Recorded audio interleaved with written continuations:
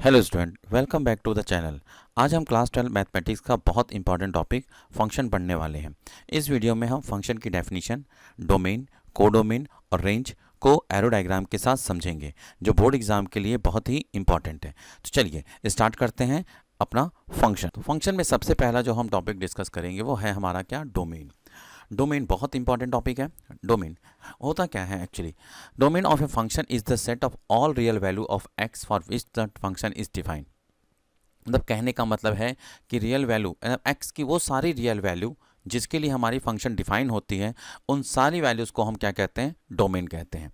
जैसे एग्जांपल के तौर पे अगर मान लीजिए कि हमारे पास एक सेट कोई ए है और कोई सेट हमारा क्या है, बी है। अब सेट हमारा ए जो है वो सपोज मान लो ऑल रियल वैल्यू को कंटेन करता है। सेट ए जो है हमारे वो मान लो सपोज इसमें जितने भी एलिमेंट्स हैं ऑल रियल वैल्यूज़ हैं, ओके। और सेट बी भी है, मान लो सपोज कोई आर रियल वैल्यूज़ है। बट सेट आर के जो रियल वैल्यूज़ होती है, आप जानते हो रियल वैल्यूज़ कहाँ से हो जाएगी, माइनस इन्फिनिटी से प्लस इन्फिनिटी तक। बट इसमें से कुछ ही वैल्यू है जिनमें के इमेज जो है सेट बी में हमको मिल रहे हैं। कुछ ही एलिमेंट्स हैं जिनके कि सेट में हमें बी में एलिमेंट्स मिल रहे हैं। तो जो एलिमेंट्स जिनके कि इमेज हमारे मिल रहे हैं उन्हीं को हम बोलते हैं क्या, डोमेन। फिर से मेरी बात को समझिए। जैसे होता क्या है कि जैसे कोई भी फंक्शन होता है, तो ज़रूरी नहीं है कि फंक्शन जो है, फंक्शन की हर वैल्यू के लिए कोई ना कोई वैल्यू मिले। तो हम इतना ध्यान देंगे कि जिस वैल्यू के लिए फंक्शन की वैल्यू हमें मिल रही है, बस उन्हीं वैल्यू को हम क्या बोलेंगे, हम डोमेन बोलेंगे, ओके। अब जैसे एक छोटा सा एग्जांपल देखते हैं, ये एग्जांपल इंपॉर्टेंट है, ओके। तो इसमें क्या कह रहा है, इसमें कह रहा है कि find the domain of the given function. अब ये फंक्शन दिया है, अब पूछ रहा है कि भाई बताओ कि ये जो फंक्शन है उसका डोमेन क्या होगा। डोमेन मतलब जिस वैल्यू के लिए ये फंक्शन डिफाइन हो, जिस वैल्यू के लिए ये फंक्शन डिफाइन हो वो क्या वैल्यू क्या होगी, वो डोमेन होगी। तो अब देखिए अगर मैं इसमें बात करूं, ऊपर देखिए अगर न्यूमरेटर को मैं मान लेता हूं सपोज पी एक्स है और न्यूमरेटर को क्या मान लिया मैंने, मान लो क्यू एक्स है। तो अब देखो पी एक्स क्या है, मेरा रूट के अंदर लिखा हुआ है और हमें पता है कि रूट की वैल्यू कभी निगेटिव नहीं हो सकती। इसका मतलब क्या हुआ, इसका मतलब हुआ कि 2x-1 जो होगा जब भी होगा always greater than equal to क्या होगा, 0 होगा। तो अगर यहां से मैं x की वैल्यू फाइंड आउट करूं तो x की वैल्यू क्या मिलेगी आपको, x की वैल्यू मिलेगी x greater than equal to 1/2, okay. अच्छा, उसी तरीके से अगर मैं डिनोमिनेटर की बात करूं तो यहां क्या लिखा हुआ है, x-3, और हमें पता है कि डिनोमिनेटर कभी भी 0 नहीं होता, यानी कि qx not equal to 0। It means x-3 not equal to 0, x not equal to 3। मतलब आपका ये है कि x की सारी वैल्यूज़ जो 1/2 या 1/2 से बड़ी है, ठीक है, एक्सेप्ट 3 को छोड़ के, वो सब के सब हमारे क्या होंगे, डोमेन होंगे। तो अगर मैं डोमेन की बात करूं यहाँ पर, तो डोमेन क्या हो जाएगा आपका, डोमेन यहाँ पर जो होगा आपका वो होगा आपके सारी वैल्यूज़, मतलब 1/2 से सारी वैल्यू बढ़ी कहाँ तक, इन्फिनिटी तक। बट कंडीशन क्या होगा, कंडीशन ये होगा कि उसमें 3 इंक्लूड नहीं होना चाहिए। तो कहने का मतलब है कि x की वो वैल्यू जिसके लिए कोई भी फंक्शंस की कुछ वैल्यू मिले हमें, उन्हीं वैल्यूज़ को, रियल वैल्यूज़ को हम कहते हैं क्या, आपका डोमेन। रेंज, अब रेंज क्या होता है, जैसे कि अगर मान लो सपोज, जैसे कि अभी हम लोग ने डोमेन में बात किया कि सपोज हमारा कोई सेट ए है, ओके, और कोई सेट क्या है मेरा, बी है। तो मान लीजिए एक सेट ए है और सेट बी है। अब सेट ए में मान लो कुछ एलिमेंट है 1 2 3 4 जस्ट लाइक, और यहाँ मान लेते हैं कि कोई एलिमेंट्स है ए बी सी डी। तो अगर सपोज मान लेते हैं कि 1 का इमेज ए है, 2 का इमेज बी है एंड 3 का इमेज मान लो सपोज डी है। तो अब रेंज क्या होता है, अब रेंज मतलब हम उनको बोलेंगे जो सेट बी के जितने भी एलिमेंट जो किसी सेट ए के कोई ना कोई क्या हो, इमेज हो, तो उनको हम बोलेंगे रेंज। तो अगर मैं यहाँ पे रेंज की बात करूँ तो यहाँ रेंज क्या हो जाएगा, यहाँ रेंज हो जाएगा ए बी एंड डी, ये हमारा रेंज हो जाएगा, ओके। तो अब इस तरीके से, जैसा कि यहाँ डेफिनेशन में क्या लिखा है कि range of a function is the set of all values of the dependent variable y corresponding to the element of the domain. मतलब जो डोमेन है हमारा, उस डोमेन एलिमेंट पे जितने भी डिपेंडेंट एलिमेंट होंगे हमारे सेट, मतलब y की वैल्यू किसकी वैल्यू, y की वैल्यू, वो हमारी क्या कहलाएगी, रेंज कहलाएगी। अच्छा, रेंज क्या होता है, range will always subset of the codomain. अभी हम अगला टॉपिक कोडोमेन बात करेंगे, ठीक है। तो होता क्या है कि जो रेंज होता है वो सबसेट होता है कोडोमेन का, मतलब रेंज क्या होगा, वो आपका क्या कहते हैं, कोडोमेन के अंतर्गत आ जाएगा। जैसे कि अब यहाँ पे देखो कोडोमेन की हम बात कर ही लेते हैं। तो अब जैसे कि मैंने कहा कि सेट ए है और सेट बी है, तो सेट बी के जितने भी एलिमेंट्स होते हैं वो चाहे किसी के इमेज हो या ना हो, उनको हम क्या कहते हैं, कोडोमेन कहते हैं। जैसे यहाँ पे क्या हो गया, अगर मान लो सेट ये ए है हमारा 1 2 3 4, और ये सेट क्या हो गया मेरा, बी हो गया, ए बी सी डी। अब यहाँ पे मैंने क्या कहा, मैंने ये कहा कि अगर 1 का इमेज ए है, 2 का इमेज बी है और 3 का इमेज डी है, तो हमने कहा कि यहाँ पे डोमेन की अगर हम बात करें तो डोमेन क्या होगा, डोमेन हमारा हो जाएगा क्या, यहाँ पे डोमेन हमारा हो जाएगा 1 2 एंड 3। कहने का मतलब है कि वो सेट ए के वो सारे एलिमेंट जिनका कोई इमेज हो वो डोमेन हो गया। अब रेंज क्या हुआ, रेंज हुआ हमारा जो सेट बी के सारे एलिमेंट जो सेट ए के किसी न किसी एलिमेंट से कनेक्टेड है। तो यहाँ कौन कनेक्टेड है, ए कनेक्टेड है, बी कनेक्टेड है, डी कनेक्टेड है। तो रेंज क्या हो गया, रेंज हो गया ए बी एंड डी। अब बात आती है कोडोमेन की। तो अगर हम कोडोमेन की बात करें तो कोडोमेन क्या होगा, कोडोमेन होगा सेट बी के सारे एलिमेंट, चाहे वो इमेज हो या ना हो उससे फर्क नहीं पड़ता, जितने भी सेट बी के एलिमेंट्स होंगे वो हमारे क्या कहलाएंगे, कोडोमेन कहलाएंगे।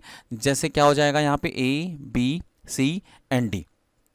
तो इस तरीके से आपने समझ लिया, क्या आपने समझा डोमेन क्या होता है, रेंज क्या होता है और कोडोमेन क्या होता है, ठीक है। अगर आपने इसको अच्छे तरीके से समझ लिया है तो अब हम बात करते हैं किसके बारे में, फंक्शन के बारे में।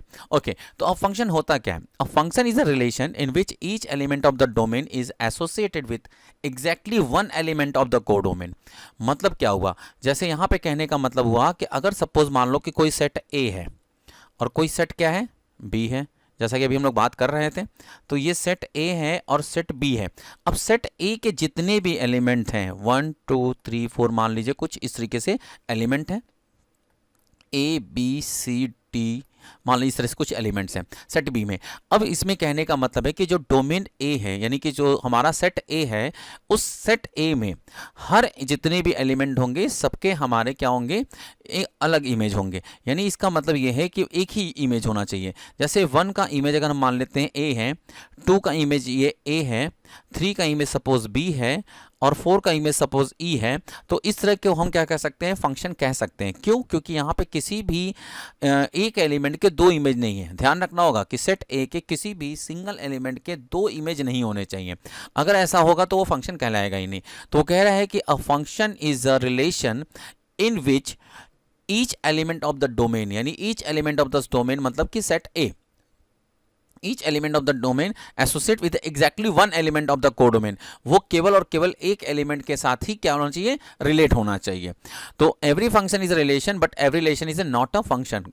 ओके, क्योंकि देखो रिलेशन कहाँ से निकल के आता है, रिलेशन निकल के आता है तुम्हारा कार्टेशियन प्रोडक्ट से, ठीक है। अब कार्टेशियन प्रोडक्ट से जब कई सारे ऑर्डर पेयर निकल कर आते हैं तो हमारा यहाँ पर रिलेशन चेक करते हैं, पर जरूरी नहीं है कि हर रिलेशन जो है फंक्शन हो, हर रिलेशन फंक्शन हो ये जरूरी नहीं है, बट हर फंक्शन एक रिलेशन होगा ये जरूरी है। Every function is a relation, जितने भी फंक्शंस होते हैं वो सब रिलेशन होते हैं, लेकिन जरूरी नहीं है कि हर रिलेशन क्या हो, फंक्शन हो। अच्छा, अब हम फंक्शन के अगर फंक्शन की मीनिंग समझ चुके हैं तो हम बात करते हैं टाइप्स ऑफ फंक्शन की। तो टाइप्स ऑफ फंक्शन में हमारे कौन कौन से फंक्शन आते हैं। पहला फंक्शन होता है वन वन फंक्शन, दूसरा फंक्शन होता है मेनी वन फंक्शन, तीसरा होता है हमारा अनटू फंक्शन, चौथा होता है हमारा into function. One one function को हम लोग इंजेक्टिव फंक्शन भी कहते हैं और अनटू फंक्शन को हम सर्जेक्टिव फंक्शन कहते हैं। मैं बता दूं कि अगर बोर्ड के पॉइंट ऑफ व्यू से देखा जाए तो ये 2 फंक्शन हमारे ऐसे हैं जो इंपॉर्टेंट है, एक वन वन और दूसरा अनटू, ठीक है।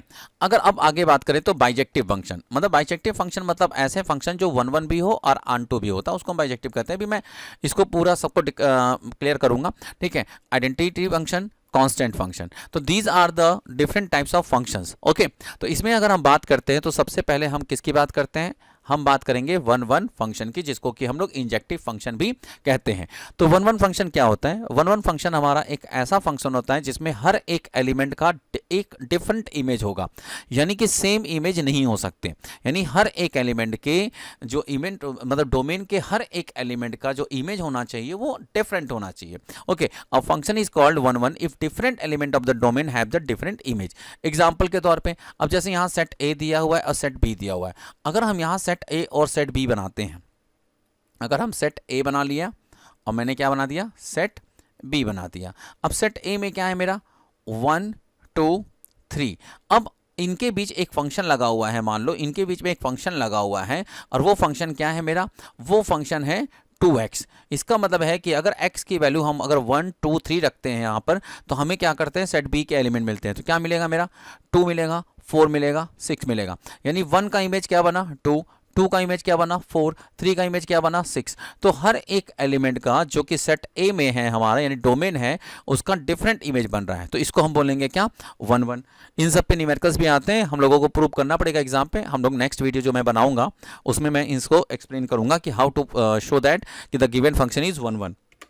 ओके, नेक्स्ट आता है मेनी वन। मेनी वन का मतलब क्या, अगर मोर देन 2 एलिमेंट्स, मतलब मोर देन 1 एलिमेंट्स का इमेज अगर सेम हो जाए, मोर देन 1 एलिमेंट का इमेज क्या हो जाए, सेम हो जाए, तो उसको हम बोलते हैं मेनी वन फंक्शन।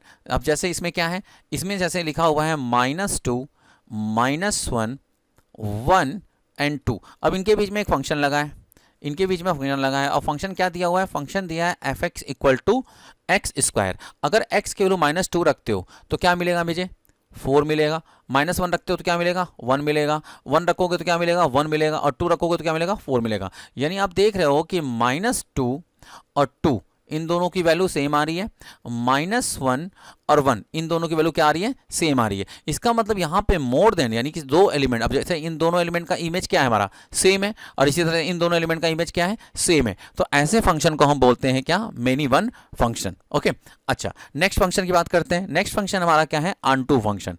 क्या है, ऑनटू फंक्शन। तो ऑनटू फंक्शन किसको कहा जाता है, ऑनटू फंक्शन कहा जाता है कि अगर सपोज कोडोमेन के एक भी एलिमेंट फ्री ना हो, कोडोमेन के एक भी एलिमेंट अगर फ्री नहीं होते हैं और वो जितने भी एलिमेंट्स कोडोमेन में हमारे होते हैं, अगर सबके सब किसी न किसी के इमेज हों, सेट ए के किसी न किसी एलिमेंट के क्या हो, इमेज हो, तो उसको हम बोलते हैं क्या, आपको onto function. A function is called onto if every element of codomain has at least 1 pre image in the domain. Pre image की बात कर रहा है, मतलब प्री इमेज मतलब कि जो सेट ए होता है उसके एलिमेंट को प्री इमेज बोला जाता है, और जो सेट बी होता है उसके इमेज को हम इमेज बोलते हैं। ठीक है, ओके अब नेक्स्ट है हमारा क्या, इनटू फंक्शन। अब किसके बात करें, into function. A function is called into if at least 1 element of codomain has a no pre image. मतलब कहने का क्या है कि अगर कोडोमेन है और कोडोमेन में अगर कोई एलिमेंट फ्री रह जाता है, यानी वो किसी का भी इमेज नहीं होता है, तो ऐसे फंक्शन को हम बोलते हैं क्या, इनटू फंक्शन। एग्जांपल के तौर पे देखो, अगर यहाँ पे सेट ए दिया है, उसमें दिया है 1 2 3, अगर इसमें 1 को रखता हूँ तो क्या मिलेगा, 1 मिलेगा, ये रहा। अगर 2 रखता हूं तो क्या मिलेगा, 4 मिलेगा। 3 रखता हूं तो क्या मिला, 9 मिला। लेकिन 16 आपका रह गया, यानी एक एलिमेंट आपका बच गया। तो कह रहा है function is called into if at least 1 element, यानी कम से कम एक एलिमेंट अगर कोडोमेन में रह जाता है, रिमेनिंग बच जाता है, वो किसी का इमेज नहीं होता है या उसका कोई प्री इमेज नहीं होता है, तो समझ लो कि उस फंक्शन को कहेंगे हम इनटू फंक्शन। और लास्ट हमारा आता है आपका, सॉरी लास्ट नहीं है ये, अभी नेक्स्ट है बाइजेक्टिव फंक्शन। बाइजेक्टिव का फंक्शन ऐसा फंक्शन जो कि हमारा 1 1 भी हो और ऑनटू हो, ऐसे फंक्शन को हम क्या बोलते हैं, बाइजेक्टिव फंक्शन। नेक्स्ट क्या है हमारा, आइडेंटिटी फंक्शन। आइडेंटिटी फंक्शन मतलब क्या, आइडेंटिटी फंक्शन मतलब कि इमेज और प्री इमेज दोनों की वैल्यू क्या मिले, सेम मिले। तो हम कहेंगे इमेज जो हो, प्री इमेज, उन दोनों की वैल्यू क्या होती है, सेम होती है। ऐसे को हम क्या कहते हैं, आइडेंटिटी फंक्शन। यानी जो वैल्यू एक्स की होगी वही वैल्यू हमारी वाई की होगी, उसको हम बोलेंगे क्या, identity function. Constant function, constant function ऐसा फंक्शन होता है कि x की कोई भी वैल्यू हो, यानी कि डोमेन हमारा कुछ भी हो, रेंज हमेशा हमेशा सेम आएगा, तो उसको हम बोलेंगे क्या, आपको कांस्टेंट फंक्शन। आज की वीडियो में हमने डोमेन, रेंज और टाइप्स ऑफ फंक्शन कवर किए। ये बोर्ड एग्जाम के लिए बहुत इंपॉर्टेंट है। नेक्स्ट वीडियो में हम इंपॉर्टेंट क्वेश्चन डिस्कस करेंगे। Thank you.